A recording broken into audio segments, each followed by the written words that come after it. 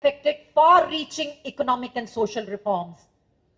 There are a lot of intense debate about these reforms inside Cuba and outside Cuba. There are doubts being expressed. Has Cuba left its socialist path? And I'm sure that the Cuban representatives here will certainly talk about it. But I can only say that as an outsider, the tremendous amount of debate that took place, not just in the assembly, but even before the assembly, in the Cuban people, from years this debate has been going on. So for those who say that it is being done under US pressure, I think one thing is clear. For any Latin Americanist like me who has been kind of following Cuba, it is clear that Cuba has always known how to adapt and resist. That adaptation happened in the special period, and that adaptation is happening even now.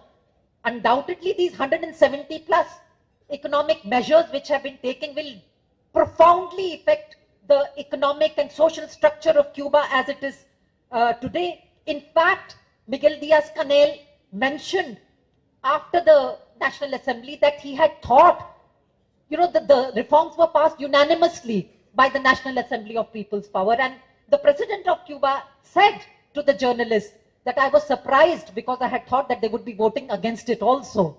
But it was unanimously passed because the Communist Party and the deputies of the Cuban people, the Cuban representatives in the National Assembly, realized that these reforms were indispensable and unstoppable.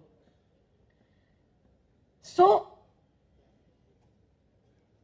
this hybrid war that is being waged against Cuba, on the one hand, the economic warfare, on the other hand, the media warfare and the psychological warfare. Every day in the news you read that there's going to be a military invasion. Imagine living in a small country with the threat of, military, anything, the US military anytime invading your nation. Imagine what it does to your psyche. Imagine living under that kind of a threat. Of course, we know that the Palestinians live with that threat. And that is why Cuba has been called a Palestine without bombs. The kind of intensity of the attack on Cuba is really unprecedented. I mean, the hardship that the Cuban people are going through is severe. We have heard of the power outages, which are lasting for 20 hours, shortages of medicine, shortages of fuel, shortages of food.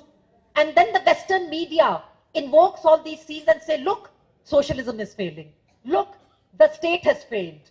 So this entire propaganda of a failed state, I think it is very clear to anyone who has been following that the Western media basically wants to, talk about the inevitable collapse of the Cuban state through their propaganda war. But Cuba continues to resist all this psychological pressure, this economic coercion, and all these have failed to force the surrender of Cuban sovereignty.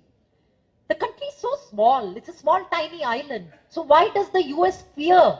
I think Rohini, you had also mentioned, why does the US fear Cuba? The US fears Cuba precisely because of this defiance, this enduring defiance, this lasting resistance. This defiance has historical roots, and I think I must mention that throughout the 19th century, successive US administrations had developed what they call the ripe fruit theory.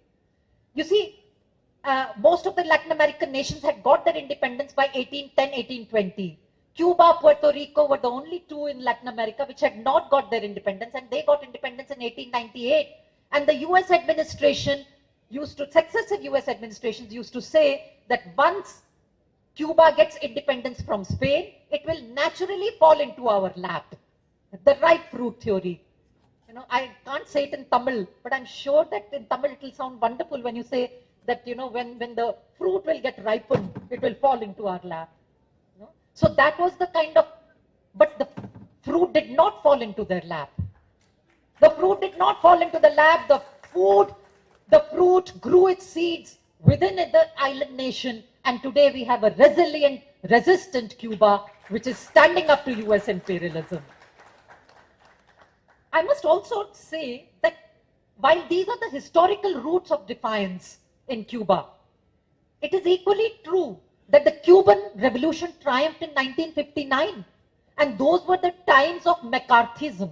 Those were the times of fanatical anti-communism in the United States. In the universities, professors were being targeted. I mean, you know about what McCarthyism was like. In a famous master lecture, which Fidel gave in the Central University of Venezuela in Caracas in 1999, Fidel recounted that, after the triumph of the revolution, he used to go and speak to ordinary citizens. And he would ask them, what do you think of agrarian reform? What do you think, how nice it would be if you had your home available to you rather than paying rent to the landlord?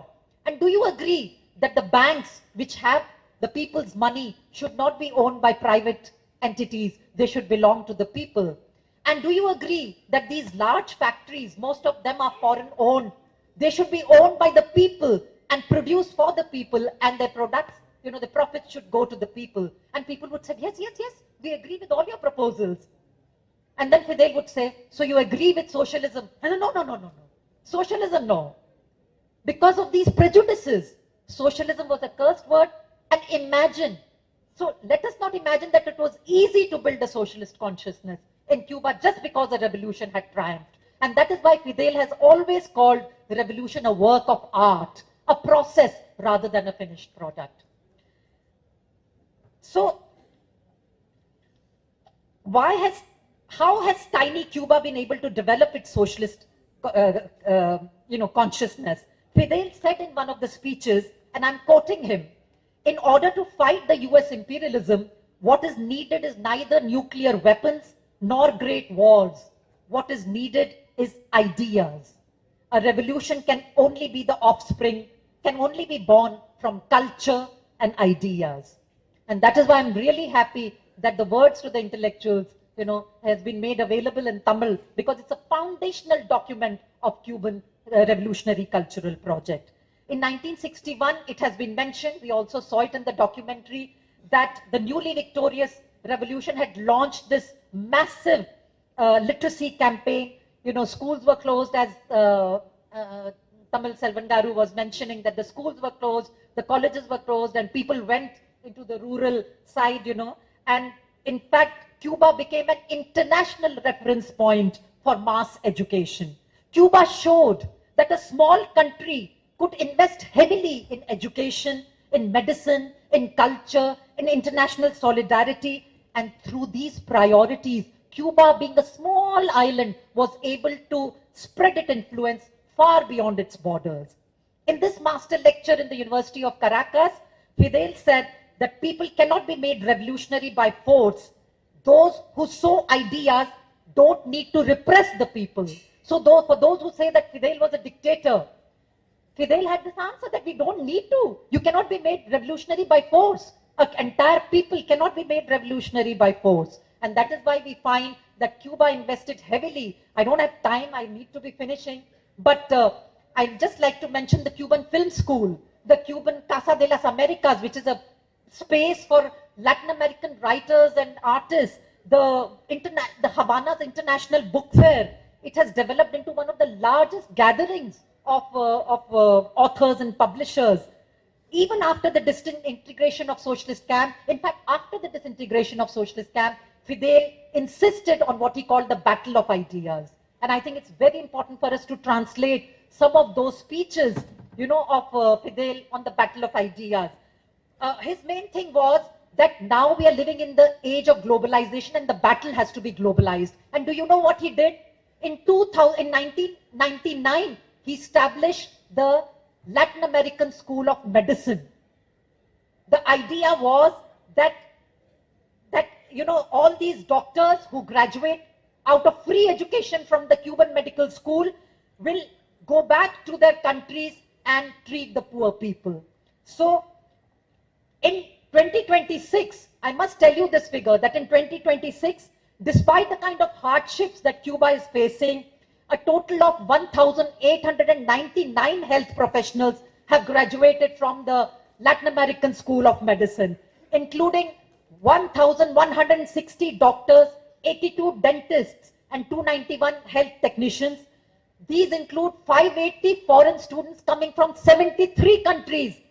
And dear friends, 53 of them from Palestine. So it is from the cultural power of the revolution that Cuba has acquired this influence that it has in the world today, because culture can project political possibilities which armies cannot, which military invasions cannot, and which market cannot. I would like to therefore end by saying that one of the things that Fidel did not like at all was, personality cult. He did not like mythification and exaltation.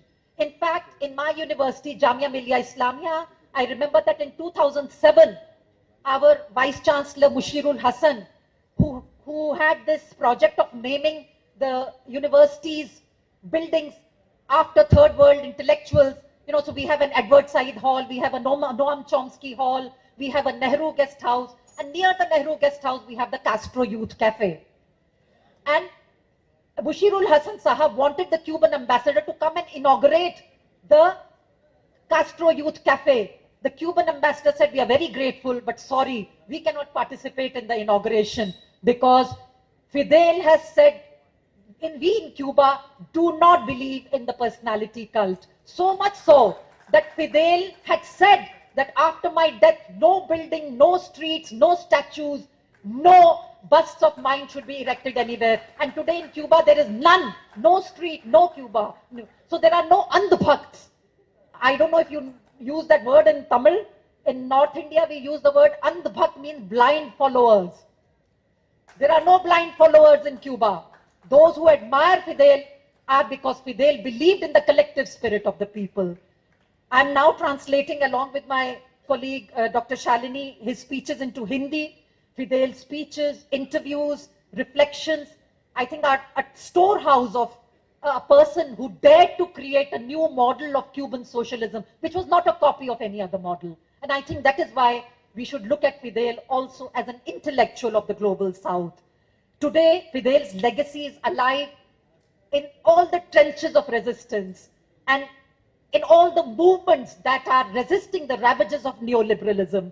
Fidel is there, present in spirit and an example, and he lives in every spirit of act of courage and in every act that dares to imagine that another world is possible. And therefore, along with the Cubans, Ambassador, let us declare Fidel presente, hoy, mañana y siempre. Fidel is present today, tomorrow, and forever. Thank you very much.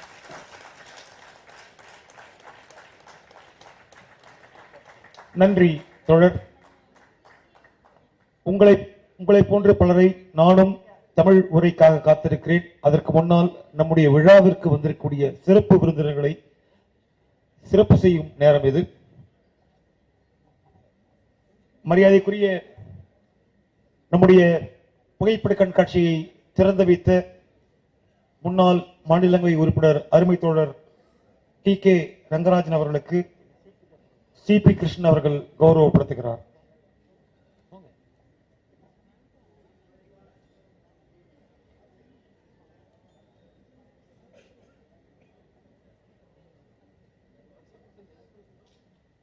அடுத்ததாக நம்முடைய சிறப்பு விருந்தினர் கியூபாவின் தூதர் யோவேன் Carlos மார்சன் அவர்களுக்கு நம்முடைய Vadachennai Marxist கட்சியுடைய மாவட்ட செயலாளர் அருமை தோழர் ராம்கி அவர்கள் கௌரவப்படுத்துகிறார். மத்திய சென்னை மாவட்ட செயலாளர் தோழர் செல்வா அவர்களை மேடைக்கு வரும்படி அன்போடு அழைக்கிறோம். தென் சென்னை மாவட்ட செயலாளர் அருமை தோழர் வேல்முருகன் அவர்களையும் மேடைக்கு வரும்படி அன்போடு அழைக்கிறோம்.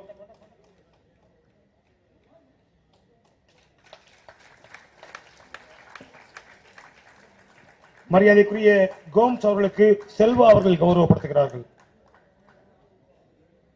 செல்வங்க.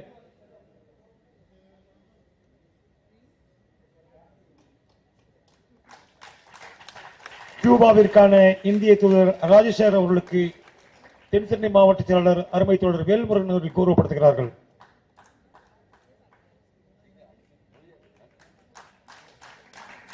மிக அற்புதமான உரை நிகழ்த்திய நம்முடைய அன்பு தோழர் பேராசிரியர் சோனியா சுரவி குப்தா அவர்களுக்கு நம்முடைய விழாக்குழுவின் தலைவர் ரோகிணி அவர்கள் கௌரவப்படுத்துகிறார்கள்.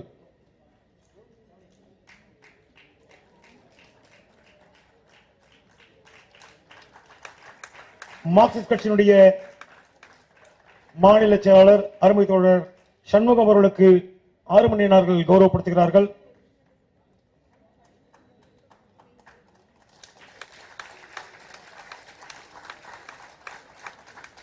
எழுத்தாளர் சா தமிழ்ச்செல்வன் அவர்களுக்கு அன்பு தோழர் 6 மணி நேரங்கள் கௌரவப்படுத்துகிறார்கள்.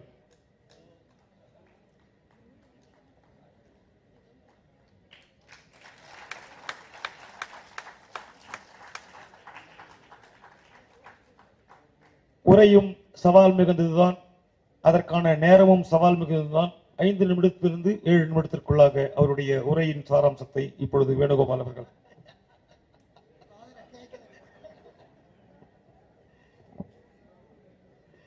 ஒரு அபாரமான உரை நிகழ்த்திய சுரபை குப்தா அவருக்கு என்னுடைய பணிவான வணக்கத்தை நான் தெரிவிச்சுக்கிறேன். அவங்க முக்கியமா சொன்னது, ஏன் அமெரிக்கா கியூபா பார்த்து பயப்படுது, அடங்கம் மறுக்கிறது. கருப்பான்பரசன் 7 நிமிஷத்துல முடியாது, அடங்கம் மறுக்க. கியூபா ஃபிடல் காஸ்ட்ரோ என்கிற அந்த மாவீரனை நாம் மட்டுமல்ல, இன்றைக்கு ஹவானாவில் இந்தியா உள்ளிட்ட பல நாடுகளில் இருந்து ஆயிரக்கணக்கானோர் இதே நேரத்தில் அங்கே மாவீரனின் நூற்றாண்டை கொண்டாடி கொண்டிருக்கிறார்கள். இந்த மேடையில் பங்கேற்பதை நான் மிகவும் பெருமையாக கருதுகிறேன் என்று அவர் முதலிலே குறிப்பிட்டார். ஃபிடல் காஸ்ட்ரோ ஒரு மிகப்பெரிய புரட்சியாளராக அவர் முன்னெழுகிற போது நாம் என்ன அவரிடமிருந்து பார்க்கிறோம் என்றால், அந்த உள்ளுக்குள் எழக்கூடிய அந்த புரட்சி ஆவேசம் என்பது அநீதியை எதிர்ப்பது, அதிகாரத்தை மறுப்பது, அடக்குமுறையை தவறுபடி ஆக்குவது. இதுதான் புரட்சிகர காஸ்ட்ரோவுடைய உள்ளடக்கம் என்று வர்ணித்தார்.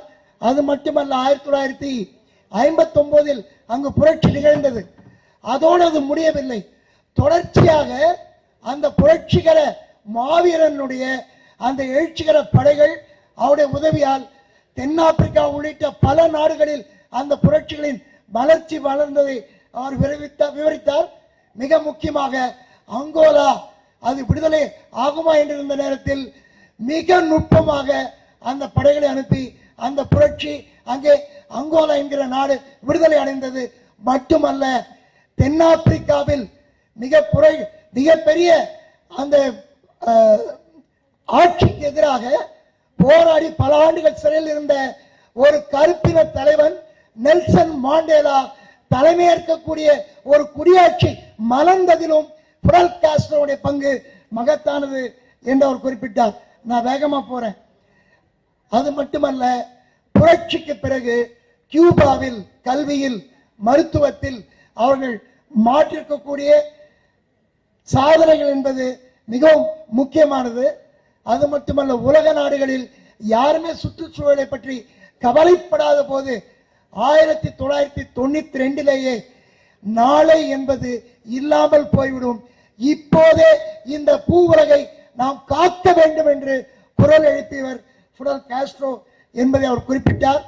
1961 அமெரிக்காவில் அவர் தங்குவதற்கு கூட இடம் கொடுக்காத இருந்த சூழ்நிலையில் ஹார்லம் ஹோட்டலில் நம்முடைய பிரதமராக இருந்த பண்டித ஜவஹர்லால் நேரு அவர்கள் நேரடியாக போய் அவர் இருக்கக்கூடிய இடத்தில் சந்தித்தார்.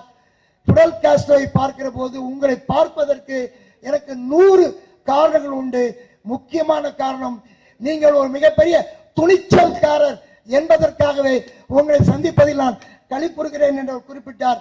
வி.கே. கிருஷ்ணனோட போனது அந்த புகைப்படம் இங்கே கண்காட்சியில் நீங்கள் பார்க்கலாம். அவர் சொல்கிற போது 1000 முறை பல்வேறு விஷயங்களை பேசினாலும் 1983 கூட்டு சேரா நாடுகளின் தலைமை பொறுப்பிலிருந்து இங்கே மாற்றுவதற்காக ஃபிடல் காஸ்ட்ரோ இந்தியாவுக்கு வந்த வருகையை நான் மறக்க முடியாது. அப்போது ஜவஹர்லால் நேரு யூனிவர்சிட்டியிலே நான் மாணவராக இருந்தேன் என்று அவர் குறிப்பிட்டார். அப்போது ஹிந்து பத்திரிகை பார்த்துக்கலாம் நீங்க. ஃபிடல் காஸ்ட்ரோ இந்திரா காந்தியை பெரிதாக தழுவி த கியூபன் ஹக் என்று தலைப்பு போட்டிருந்தார்கள் ஹிந்து பத்திரிகையில. ரொம்ப பிரம்மாண்டமான படம். அவர் வர்ணிக்கிற போதே ஃபிடல் காஸ்ட்ரோ உருவமே ஒரு பிரம்மாண்டமான ஒரு உருவம். அதனுடைய புன்னகை, அதனுடைய மாட்சிமை என்று சொல்கிற போது அதன் உள்ளிருக்கக்கூடிய சிந்தனை தான் முக்கியம் என்று அவர் திரும்ப திரும்ப இங்கே வர்ணித்தார்.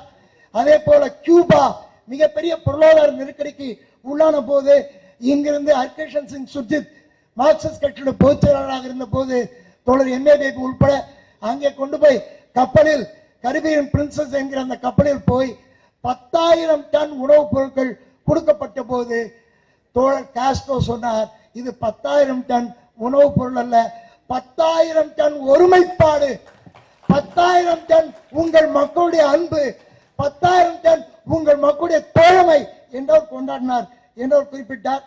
அதே போல அமெரிக்காவுக்கு எதிராக மிக தொடர்ச்சியான அந்த எழுச்சியை அவர் பயன்படுத்தினார்.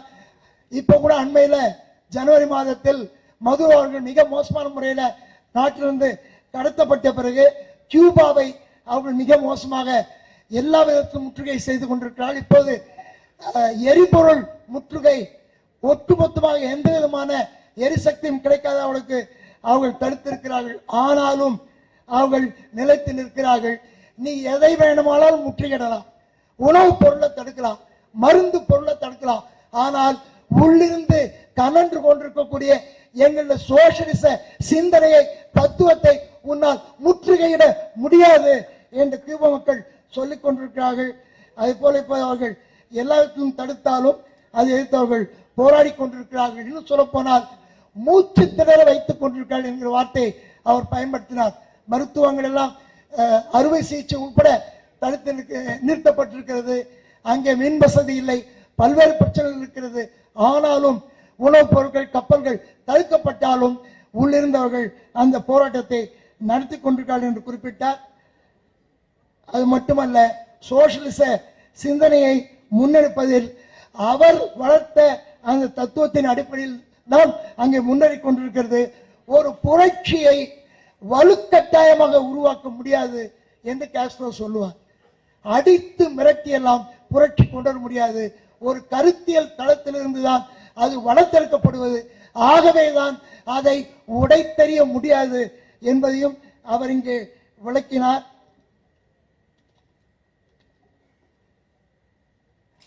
குறிப்பாக 1959 புரட்சி வந்த காலம் என்பது அமெரிக்காவிலே மெக்கார்த்தி என்பவன் செக்ரட்டரி ஸ்டேட்டாக இருந்த போது கொடுமையான முறையிலே கம்யூனிஸ்டுகளை எதிர்த்து கேட்கொள்ள அழித்துக் கொண்டிருந்த காலம். அந்த மெக்கார்த்திசத்துக்கு எதிராக எழுந்த ஒரு விஷயம்தான். பிறகு அவர் எப்போது அமெரிக்காவுக்கு போனாலும் அங்கே கேட்பார், உங்களுக்கு நீங்க வீட்டில் இருக்கீங்களே, ஏன் யாருக்கோ வாடகை கொடுக்குறீங்க, இந்த வீடு உங்களுக்கு ஏற்கலாம் இல்லையா? ஆமா இருக்கலாம்னு அமெரிக்காக்காரன் சொல்லுவாங்க. நீங்க படிக்கிறீங்களே, அந்த படிப்பு உங்களுக்கு இலவசமா இருந்தா எப்படி இருக்கும்? நல்லதா இருக்கும். நீங்க ஃபேக்டரியில் போய் உற்பத்தி பண்றீங்களே, அந்த பொருளுடைய லாபம் மக்களுக்கே கிடைச்சா எப்படி இருக்கும்? நல்லதா இருக்கும். அப்ப அப்படின்னா சோசியலிசம் வந்துடலாமா? ஐயோ வேணாம் என்பார்களாம். ஏன்னா அந்த அளவுக்கு சோசியலிசம் என்கிற வார்த்தையை அவர்கள் வெறுப்பாக மாற்றி வைத்திருந்தது அமெரிக்க ஏகாதிபத்தியம். அதை திரும்ப திரும்ப அமலப்படுத்திக் கொண்டிருந்தார் ஃபிடல் காஸ்ட்ரோ. தன்னை எந்த விதத்திலும் முன்னிறுத்தி கொள்ளாத ஒரு உண்மையான புரட்சியாளர் காஸ்ட்ரோ என்று குறிப்பிடும் போது ஒரு உதாரணத்தை குறிப்பிட்டார். நான் ஜமியா இஸ்லாமியா கல்லூரியில் படிக்கிற போது எங்களது துணைவேந்தர் ஹாசன் அவர் பல்வேறு பேர் நோம் சாம்ஸ்கியால், நெஹ்ருவால் என்றெல்லாம் வைக்கிற போது ஃபிடல் காஸ்ட்ரோ பேரிலே ஒரு உணவகத்தை வைத்தவர்கள் திறப்பதற்கு கியூப தூதரை அழைத்த போது, உங்களை நான் வாழ்த்துகிறேன், ஆனால் பங்கேற்க முடியாது. தான் வாழ்ந்த காலத்திலும் தான் மறைந்த பிறகும் தன்னுடைய பெயரை ஒரு தெருவிற்கு வைக்கக்கூடாது, ஒரு கட்டிடத்துக்கு வைக்கக்கூடாது, எங்கும் கூடாது. ஏனென்றால் தனி மனித வழிபாட்டை வெறுத்தவர் ஃபிடல் காஸ்ட்ரோ என்று அந்த தூதர் குறிப்பிட்டதை அவர் குறிப்பிட்டார். ஃபிடல் காஸ்ட்ரோவை நாம் எப்போது நெஞ்சில் சுமக்கிறோம் என்றால், இன்றும் நாளையும் என்றென்றும் சுமப்போம். உலகில் அநீதிக்கு எதிராக, அதிகாரத்திற்கு எதிராக, ஆதிக்கத்திற்கு எதிராக எங்கெல்லாம் குரல் எழும்புகிறதோ அங்கெல்லாம் ஃபிடல் இருப்பார் இருப்பார் இருப்பார். நன்றி. நன்றியும் அன்பும் தொடரே. ஃபிடலை கொண்டாடுவது, கியூபாவை கொண்டாடுவது, கியூபா மண்ணை கொண்டாடுவது கியூபா மண்ணை கொண்டாடுவது கியூபா மக்களை கொண்டாடுவது. அந்த மக்களின் பிரதிநிதியாக இங்கே வந்திருக்கக்கூடிய அருமை தோழர் யோவான் கார்லோஸ் மார்சன் அவர்களை ஒரு சில நிமிடங்கள் உங்களுடைய ஏற்புரையை வழங்கும்படி அன்போடு கேட்டுக்கொள்கிறோம். Thank you so much. Good evening to everyone. I would like first to express my gratitude to the Communist Party of India Marxists and to the National Committee in solidarity with Cuba here in Tamil Nadu for organizing this important meeting. We are celebrating today the birth centenary of Fidel Castro, the first centenary of Fidel, because I am pretty sure that in 100 years, new generations are going to gather in one activity to celebrate the second centenary of Fidel Castro, because his idea will continue guiding the new generations for their freedom, for independence, for just social justice. I also would like to congratulate and express my gratitude to Sonia Gupta for his excellent speech. I don't need to repeat any single line because it's clear the ideas about the principle of the Cuban Revolution and what Fidel played, the role that Fidel played in order to develop the socialist system in Cuba. Also, I am very glad to meet Raya Sheikha, former ambassador of India to Cuba.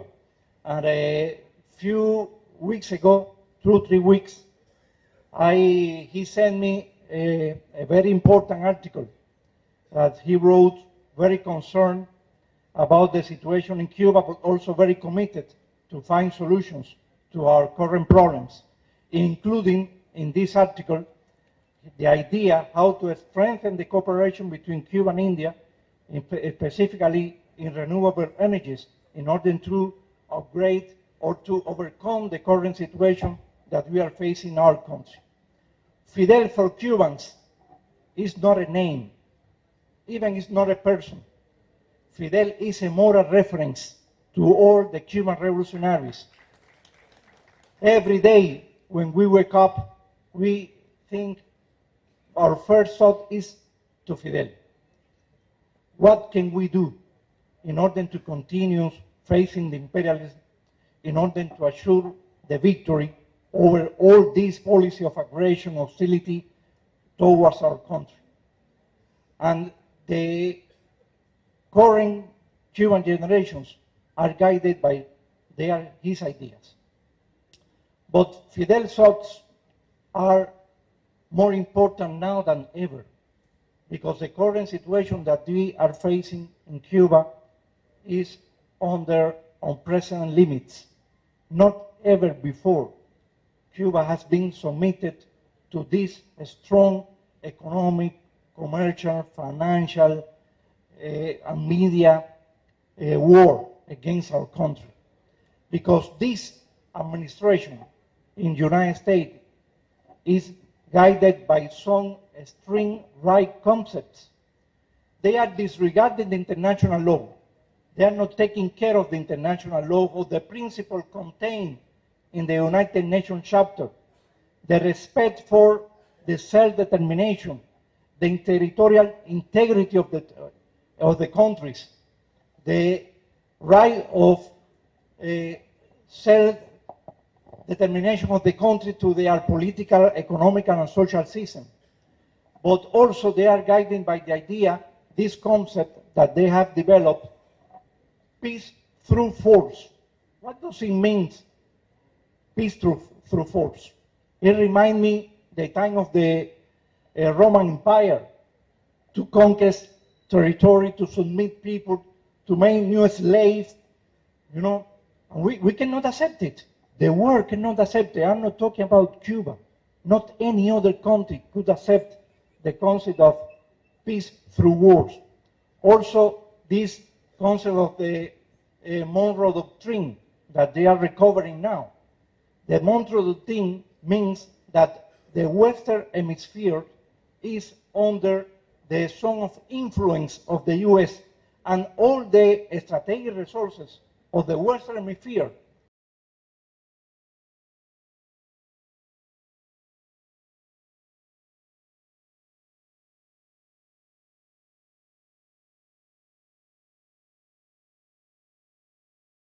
belongs to the US. It's clear. And they are against any government that has its own path to development and is against their own interests or the US interests. It's clear. And also,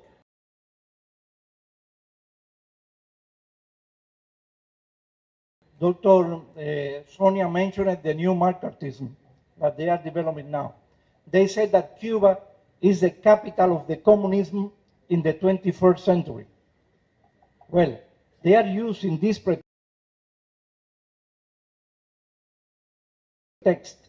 and also saying that Cuba is the extreme left forces in order to persecute all the social movement, the progressive movement, the Communist Party, the Socialist parties, including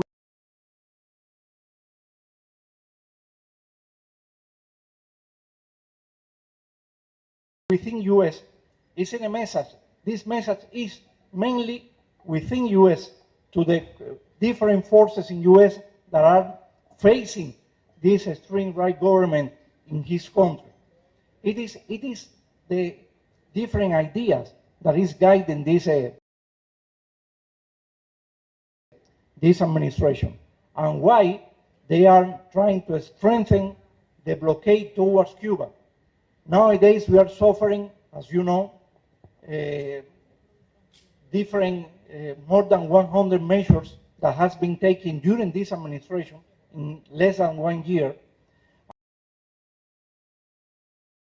And they are trying to target the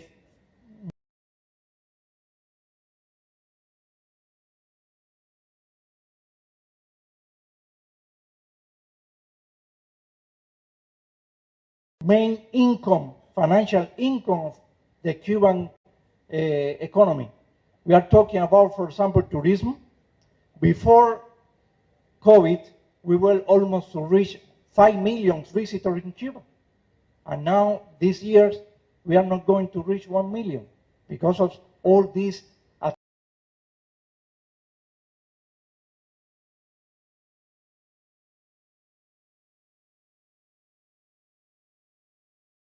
attempts to avoid any travel to Cuba from, not only from US, even from other countries, imposing sanctions to all the people that are traveling to Cuba.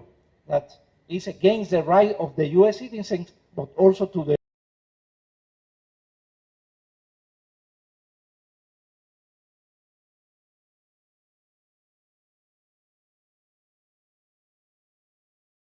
other citizens from other countries as well.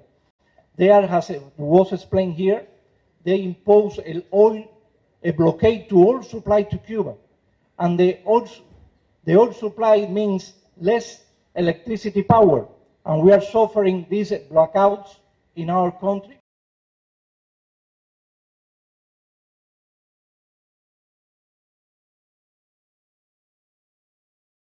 Because we don't have the capacity to produce electricity because of the lack of oil in our country.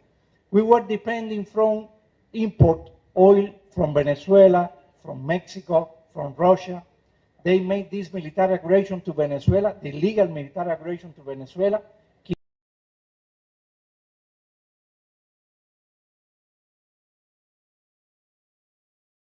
kidnapped the president and imposed also the limitation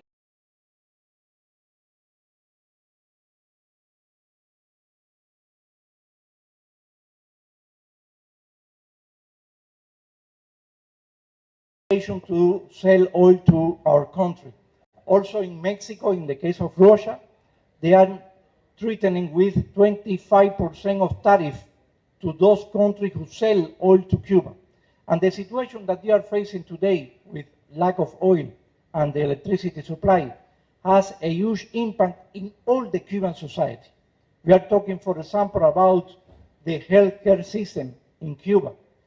We are now more than 110,000 medical surgeries that is pending because of lack of electricity in the hospital.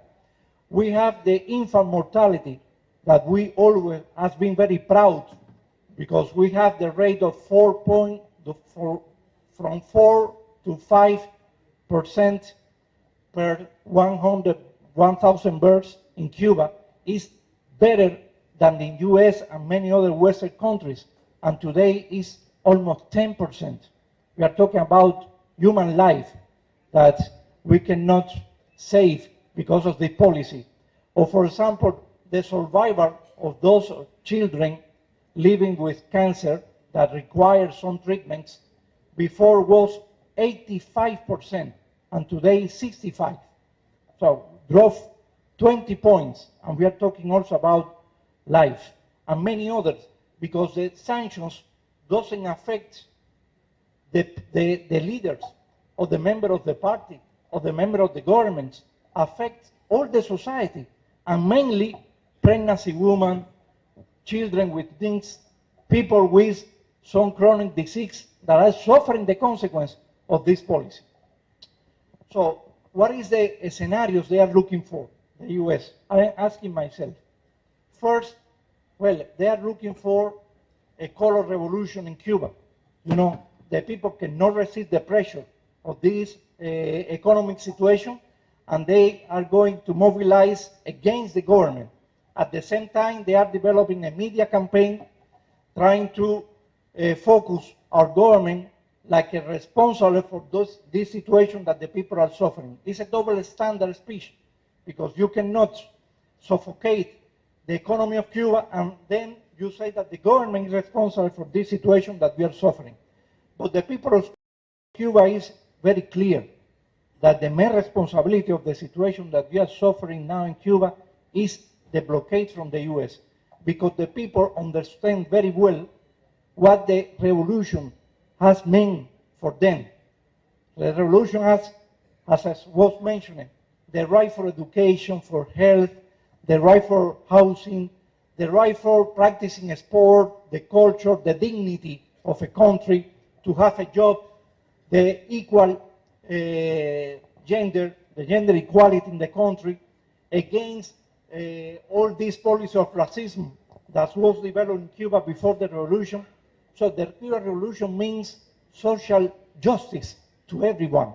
And the people are very clear that without the revolution, we are going to a society that we already lived before the revolution, when the 80% of the most productive land in Cuba belongs to the US companies. And the same happening in all the economic sector of our country. The second they are looking is Cuba to surrender to US. We cannot resist the pressure. Please, you decide who is going to lead our country, which government you want. We can submit all the economic sector to the US companies, but this is not going to happen. Cuban population are very proud of the history that took more than 100 years fighting against the Spanish colonialism and against the US occupation, 5 years, and the neo-colonial system that we suffered until the victory of the Cuban Revolution on January 1st. And then a military aggression. There is a threat of military aggression to Cuba. It could happen. It could happen. Because they are repeating every day that they are going to take Cuba, that they can devastate Cuba, that all the options are on the table. We don't want a war. The Cuban population doesn't want a confrontation with US.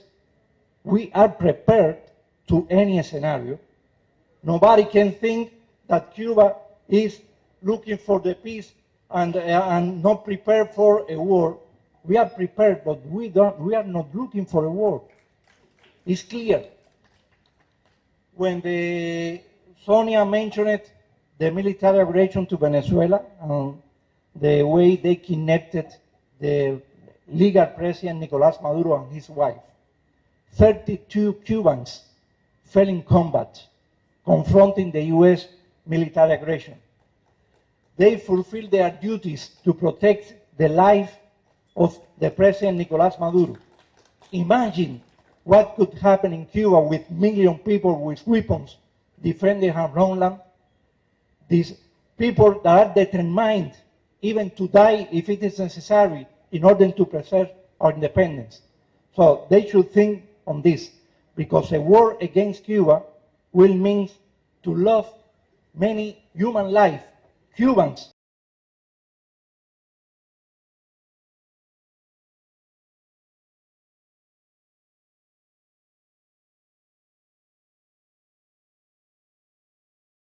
But also American life. And then we devastate also the region because Cuba is not alone. Maybe Cuba doesn't have the support of some governments, but you can believe that Cuba has the support of the people because the people are in solidarity with Cuba. During this day, we have seen many people on the street demanding the end of the blockade, sending support to Cuba, humanitarian support to our country, mobilizing the financial resources here in India. Last year, I remember the National Committee in Solidarity with Cuba launched a campaign to collect monetary funds for Cuba. And there was more than 300,000 euros. I remember here, Rahimi, that during our presence here last year, also you weren't talking to the government, and they hand over here a check for the Cuban 2.5 million rupees for Cuba. And this delegation that went to Cuba to attend the colloquium of the first international colloquium, Fidel, Legacy and Future, all of them bring with them more than 10 kilos of medicines, and they are going to hand over to the oncologic hospital, and the other one is and cardiology hospital in Havana, in order to save life. It is the meaning of solidarity, what the people mobilize their efforts, collect their financial support in order to support Cuba. Is what Cuba has done in all these 65 years. We have sent doctors, we have sent soldiers in order to support the liberation movement in Africa. And we are very grateful for this also support to Cuba in this precise moment. Well, my friends, Fidel, as I mentioned, is present in our revolution every day. And we are guided by his ideas that only the socialism could preserve the independence, the sovereignty of our country. Until victory, always. நன்றி தோழர்களே. இப்பொழுது சரியாக 8 மணி 8:35 8:40க்கு நம்முடைய கூட்டத்தை முடிக்க இருக்கிறோம். இன்னும் 2 தூதர்கள் பேசுவார்கள் 5 நிமிடம். அதன் பிறகு நம்ம கட்சியினுடைய மாநில செயலாளர் தோழர் பி சண்முகம் அவர்கள் பேசுவார்கள். அதோடு நிகழ்வு நன்றிகளோடு முடிகிறது. இப்பொழுது நம்முடைய கோம்ஸ் அவர்கள்.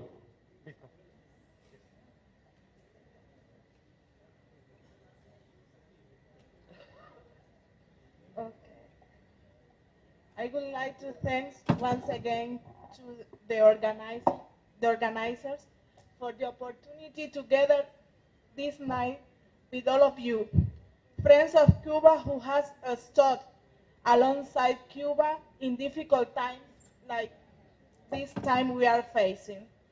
We are gathered in a particular significant occasion, the centenary of Fidel Castro's birth. And speaking about Fidel, 100 years after his birth, cannot be limited to remembering a figure from Cuban history. As Ambassador was mentioned, Fidel is also a moral reference. So it invites us to ask ourselves what part of his thinking, of his conduct, we should bring today, what we can do to follow Fidel. Because the best way to honor Fidel is not simply to remember him, it's to continue doing. Among the defining features of his legacy, I would like to highlight one who has been best mentioned today. His understanding of solidarity as a principle, but also as a human duty. For Fidel, Cuba could not build his own destiny without his back turned to the destiny of other peoples. From the early years of the revolution, international solidarity ceased to merely be a declaration and became a concrete practice. Cuba shared doctors, teachers, experience, acknowledged, and it reached to those people who were facing even more difficulties than us. But that help reached without asking first what Cuba will get back. This is essential to understanding Fidel's thinking. Solidarity is not charity, but is an expression of a shared responsibility among peoples. Fidel understood very early that Cuba's struggle was not isolated from the struggle of other peoples. Along this path, the Cuban Revolution embraced a deeply Marx-inspired and Fidelist idea: the homeland is humanity. That is why Fidel's centenary should be an opportunity to move from memory to action. To cultivate his legacy means also, first and foremost, defending the right of every people to build its own path. It means understanding that solidarity with Cuba is not solidarity with the Cuban people only. It's also a defense of one universal principle, the right of sovereignty. Dear friends, comrades, the answer that Fidel offers throughout his life was a commitment to human dignity, the sovereignty of peoples, and solidarity. Today, 100 years after his birth, we are called upon to turn his principles into answers for our time. That would be one of the most authentic tributes we can offer to the man who defended the idea that one better world is possible. Long life to Fidel Castro. Patria o muerte, venceremos. Homeland or die, we will win. Thank you very much. நன்றி. அடுத்ததாக கியூபாவுக்கான இந்திய தூதர் அன்பிற்குரிய ராஜேஷ் அவர்கள்.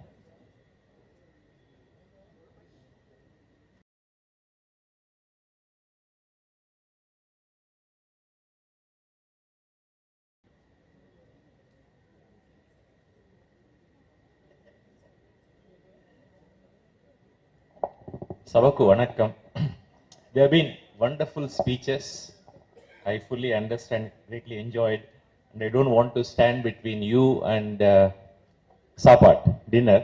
So I will very quickly say that how very happy and proud I am to be here with all of you.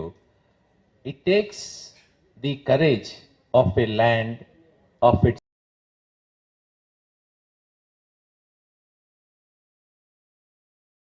people, great sons and daughters, to show this courage, which is becoming quite scarce today in the face of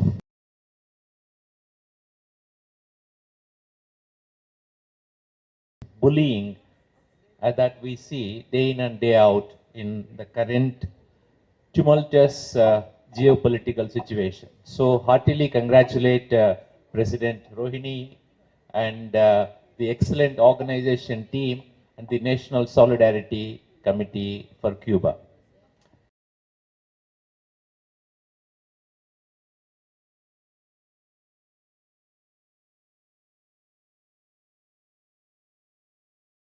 Secondly, I had the proud privilege of working in Cuba.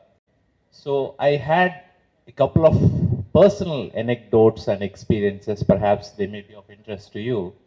So as we stand at the 100th anniversary, centenary of our dear Fidel, what is that we remember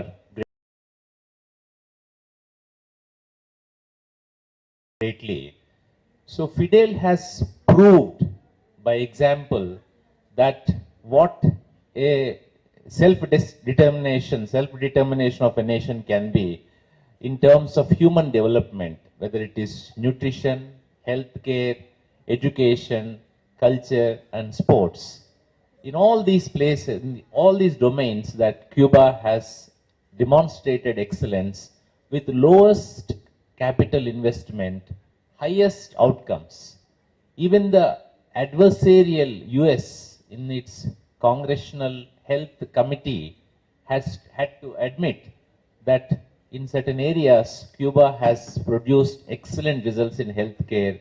Why should we deny to our American people, despite the political agreements, political disagreement, the healthcare achievements that can benefit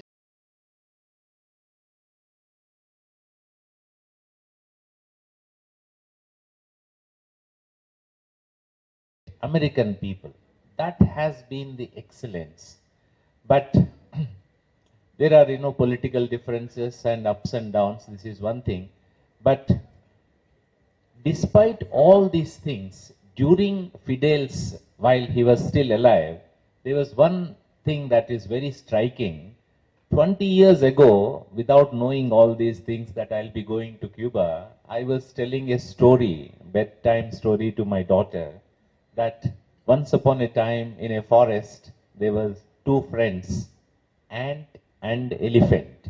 There was an accident that elephant was bleeding and was admitted into hospital. Friend ant comes and cheers up, dear, don't worry. If you need blood, I will give you. Same thing happened later when I was there. I noticed with my own these two eyes that Brazil, which is 2.5 times larger than India, when Brazil required medical doctors, where Brazilian doctors were unwilling to go and serve in remote areas, Cuban doctors go to many places for the first time outside Brasilia, Sao Paulo and Rio, many places that first time Brazilian people see is Cuban doctors, whether it is Brazil or Ebola in Africa or earthquake in Kashmir or Nepal, always Cuban doctors are available. So what happened? 2013, Mr. Miguel Diaz-Canel Bermudez was anointed to lead next Cuba. So here 2014,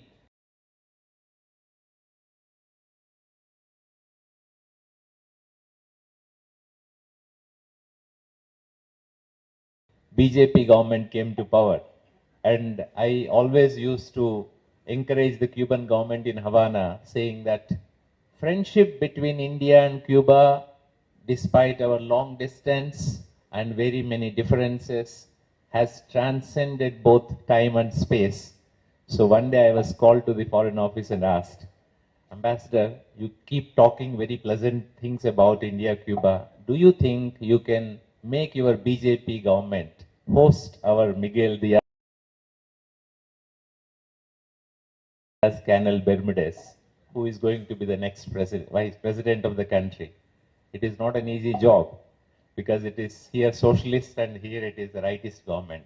But fortunately, I could persuade, and when our Prime Minister Narendra Modi ji received Mr. Miguel Diaz-Canel Bermudez, he was not even president yet. At the door, our Prime Minister received saying, whenever we think of excellence in healthcare and sports, we think of Cuba. This is what Cuba has done, and everybody, whether it is US, whether it is India, any other country, had to accept, because as we ourselves seek to develop, our human development, we have to keep all these great examples. Finally, I'll conclude with his great speech in the United Nations, which is still relevant, that there cannot be prosperity and development without social stability. There cannot be stability without security. There cannot be security without justice. This is still relevant, as you say. First centenary, second centenary, all of us will do very well to remember, celebrate Fidel, and may his message and life continue to inspire, and we continue to lead following that great example. Viva Cuba, Más Humanidad. Thank you very much. நன்றி. தன் 19 வயதில் மாணவர் அமைப்போடு தன்னை இணைத்துக் கொண்டவர். வயதும் அனுபவமும் இணைந்து வளர அகில இந்திய தமிழ்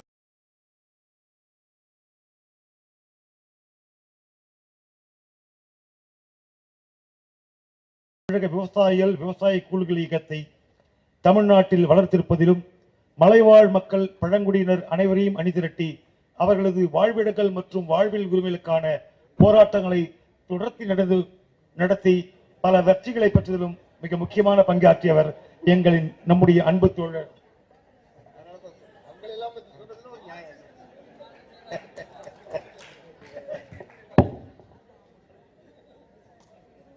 கியூபா தேசிய ஒருமைப்பாட்டு குழுவின் தமிழ்நாடு கிளையின் சார்பில் நடைபெறுகிற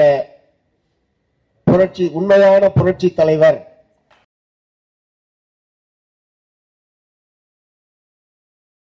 பிடல் காஸ்ட்ரோ அவர்களுடைய 100ஆண்டு நிறைவு விழாவினுடைய தலைவர், பெரும் மதிப்பிற்குரிய தோழர், மிகச் சிறப்பான முறையில் தலைமை உரையாற்றி அமர்ந்திருக்கக்கூடிய திரைக்கலைஞர் ரோஹிணி அவர்களே, நம்மை எல்லாம் வரவேற்று பேசி அமர்ந்திருக்கக்கூடிய தோழர் சிபி கிருஷ்ணன் அவர்களே, இங்கே சிறப்புரையாற்றி அமர்ந்திருக்கக்கூடிய சோனியா சுரபிகுப்தா அவர்களே, நம்முடைய பெருமதிப்பிற்குரிய எழுத்தாளர், மிகச்சிறந்த முறையில் உரையாற்றி அமர்ந்திருக்கக்கூடிய தோழர் தமிழ்ச்செல்வன் அவர்களே, கியூபாவினுடைய தூதர் யோவான் கார்லோஸ் மார்சன் அவிலேரா அவர்களே, இந்தியாவின் சார்பில் கியூபாவுடைய தூதராக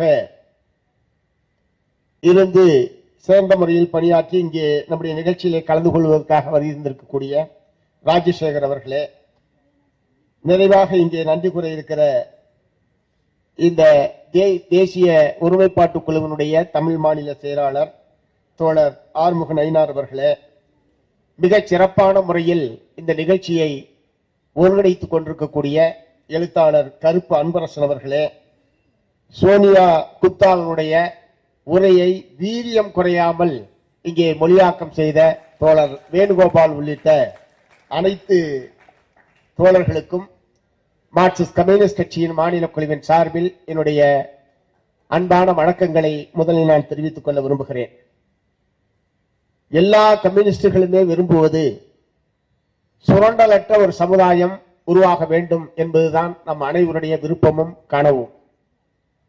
அந்த கனவு 20ஆம் நூற்றாண்டில் சோவியத் ரஷ்யா, அதற்கடுத்து சீனா, அதற்கடுத்து கியூபா, அதற்கடுத்து வியட்நாம், அதற்கடுத்து வடகொரியா என்று 20ஆம் நூற்றாண்டை புரட்சிகளின் நூற்றாண்டு என்று சொல்லத்தக்க அளவுக்கு இந்த நாடுகளில் எல்லாம் சோசலிச சமூக அமைப்பு என்பது உருவாக்கப்பட்டது. அத்தகைய ஒரு சமூக அமைப்பை இந்தியாவிலும் உருவாக்க வேண்டும் என்பதற்காகத்தான் மார்க்சிஸ்ட் கம்யூனிஸ்ட் கட்சி உடல் பொருள் ஆவி அத்தனையையும் தியாகம் செய்து போராடி கொண்டிருக்கிறது என்பதை நான் இங்கே குறிப்பிட விரும்புகிறேன்.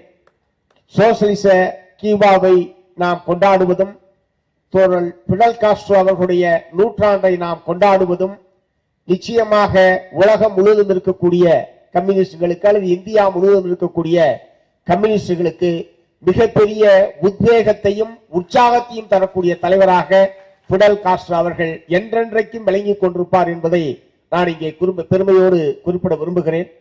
ஏனென்று சொன்னால் இங்கே பேசிய தலைவர்கள் அனைவரும் அவருடைய சிறப்பான குணங்களையும் சிறப்பான செயல்பாடுகளையும் மிக விரிவாக இங்கே எடுத்துச் சொல்லி இருக்கிறார்கள்.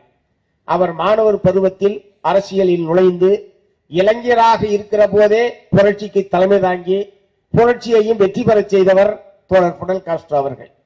அதனால நம்மள மாதிரி எல்லாம் கிடையாது. அநேகமா ஒரு புரட்சி வெற்றி பெற்ற போது அவருடைய வயது ஒரு 40க்குள் தான் இருக்குன்னு நினைக்கிறேன். 1916 அவர் பிறந்தார். 1959 புரட்சி என்பது வெற்றி பெற்று அந்த நாட்டினுடைய பிரதமராக அவர் பொறுப்பேற்றார். ஆகவே அவரோடு சேர்ந்த இளைஞர் படை சேகுவாரா பிடல் அப்படின்னு சொன்னாவே நமக்கெல்லாம் ஒரு மின்சாரம் பாய்ச்சின மாதிரி இருக்குல்ல. அவங்க பேரை கேட்டாவே நம்ம உடம்புல போற ஒரு மின்சாரம் பாய்ச்சின மாதிரி இருக்குல்ல. ஆகவே அவர்களை கற்பது, அவர்களுடைய புரட்சிகரமான நடவடிக்கைகளை நாம் உள்வாங்குவது என்பது புரட்சிகர பணிகளில், கம்யூனிஸ்ட் கட்சியினுடைய பணிகளில் மேலும் மேலும் நம்மை நாம் ஈடுபடுத்திக் கொள்வதற்கான ஊக்க மருந்தாக தோழர் பிடல் அவர்களும் தோழர் சேகுவாரா அவர்களும் நமக்கு விளங்கிக் கொண்டிருக்கிறார்கள் என்பதை நான் இங்கே குறிப்பிட விரும்புகிறேன். ஆகவே அத்தகைய தலைவர்களுடைய நூற்றாண்டை நாம் இங்கே மட்டுமல்ல, இப்போது தமிழ்நாட்டில் சென்னையில் மட்டும் நாம் இந்த நிகழ்ச்சியை நாம் ஏற்பாடு செய்திருக்கிறோம். ஆனால் என்றென்றைக்குமே நாம் கொண்டாடப்பட வேண்டியவர்கள் அவர்கள் என்பதை நான் இங்கே குறிப்பிட்டு சொல்ல விரும்புகிறேன். ஏனென்று சொன்னால், புரட்சி துவங்கிய காலத்தில் இருந்தே அமெரிக்க ஏகாதிபத்தியம் இந்த புரட்சிகர குழுக்களை அழிப்பதற்கு அப்போது ஆட்சி அதிகாரத்தில் இருந்த பாடிஸ்டாவுக்கு எல்லா விதமான உதவிகளையும், ஆயுதங்கள், பொருளுதவி, நிதி உதவி எல்லாவற்றையும் அமெரிக்க ஏகாதிபத்தியம் செய்து கொண்டிருந்தது. இந்த புரட்சி வெற்றி பெறக்கூடாது என்பதற்காக அவர்கள் எல்லா விதமான உதவிகளையும் செய்த போதும் கூட கொரில்லா படை தாக்குதலின் மூலமாகவும் விவசாயிகளுடைய பேராதரவோடும் அந்த புரட்சியை வெற்றிகரமாக நடத்தி காட்டியவர்கள் பிடல் காஸ்ட்ரோ தலைமையிலான கொரில்லா படை என்பதை நான் இங்கே குறிப்பிட விரும்புகிறேன்.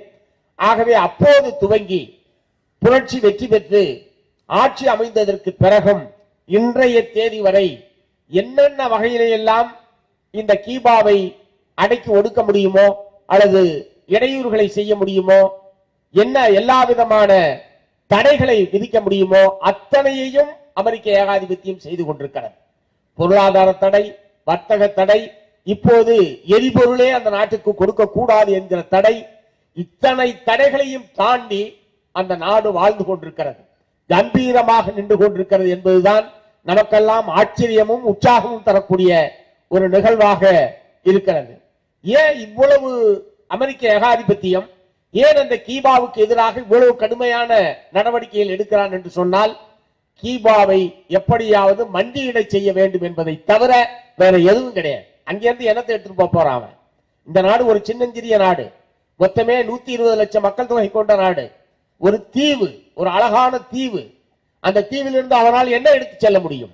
ஆனால் நமக்கு அமெரிக்க ஏகாதிபத்தியத்திற்கு சவால் விடக்கூடிய வகையில் இந்த நாடு இருந்து கொண்டிருக்கிறது என்பதையே அவர்களால் சகித்துக் கொள்ள முடியவில்லை என்கிற காரணத்தினால்தான் எல்லா விதமான தடைகளையும் அவர்கள் விதித்துக் கொண்டிருக்கிறார்கள். அதுவும் இப்போது அமெரிக்க ஏகாதிபத்தியம் மிகுந்த மூர்க்கத்தனத்தோடு மற்ற நாடுகளை ஆக்கிரமிப்பது, மற்ற நாடுகளை கைப்பற்றுவது என்கிற மூர்க்கத்தனமான நடவடிக்கையை இப்போது ஈடுபட்டிருக்கிறது. வெனிசுலாவுடைய அதிபர் மதுரோ அவர்களையும் அவருடைய துணைவியாரையும் அவர்களுடைய இல்லத்திலிருந்து கடத்தி கொண்டு சென்று சிறையிலே அடைத்து வைத்திருக்கிறார்கள். அதற்கு பிறகு அவரையே கடத்தியதற்கு பிறகு கீபாவையும் நாங்கள் கைப்பற்றுவோம் என்று அமெரிக்க அதிபர் ட்ரம்ப் கொக்கரித்துக் கொண்டிருக்கிறார். ஆனால் நீங்கள் எத்தனை தடைகள் விதித்தாலும், எவ்வளவு அடக்குமுறைகளை ஏவினாலும், எவ்வளவு சதிவலைகளை விதித்தாலும் நாங்கள் அதற்கெல்லாம் அமெரிக்காவுக்கு அடங்கி போக மாட்டோம் என்றுதான் இப்போது இருக்கக்கூடிய அதிபர் உட்பட பிடல் காஸ்ட்ரோவுடைய வழியில் கம்பீரமாக கீபா ஏகாதிபத்திய எதிர்ப்பு போரில் முன்னணி படையாக இன்றைக்கும் விளங்கிக் கொண்டிருக்கிறது என்பதை நான் இங்கே குறிப்பிட விரும்புகிறேன். ஆகவே ஏகாதிபத்திய எதிர்ப்பு என்பது சர்வதேசவாதிகள் என்கிற முறையில் ஏகாதிபத்திய எதிர்ப்பு என்பது நாம் ஒவ்வொரு நடவடிக்கையிலும் ஒவ்வொருவருடைய உள்ளத்திலும் இருக்க வேண்டிய மிக முக்கியமான சர்வதேச கடமை என்பதை நான் இங்கே குறிப்பிட்டு சொல்ல விரும்புகிறேன்.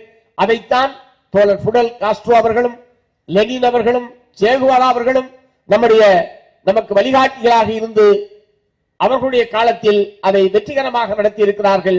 இந்த காலத்தில் ஏகாதிபத்திய மூர்க்கமாக பல்வேறு நாடுகளின் மீது யுத்தத்தை தொடுக்கிற காலத்தில் நாம் இன்னும் வீரியமாக மக்கள் மத்தியிலே ஏன் ஏகாதிபத்திய எதிர்ப்பு அவசியம் என்பதற்கான வலுவான பிரச்சாரத்தை எடுத்து செல்ல வேண்டும்.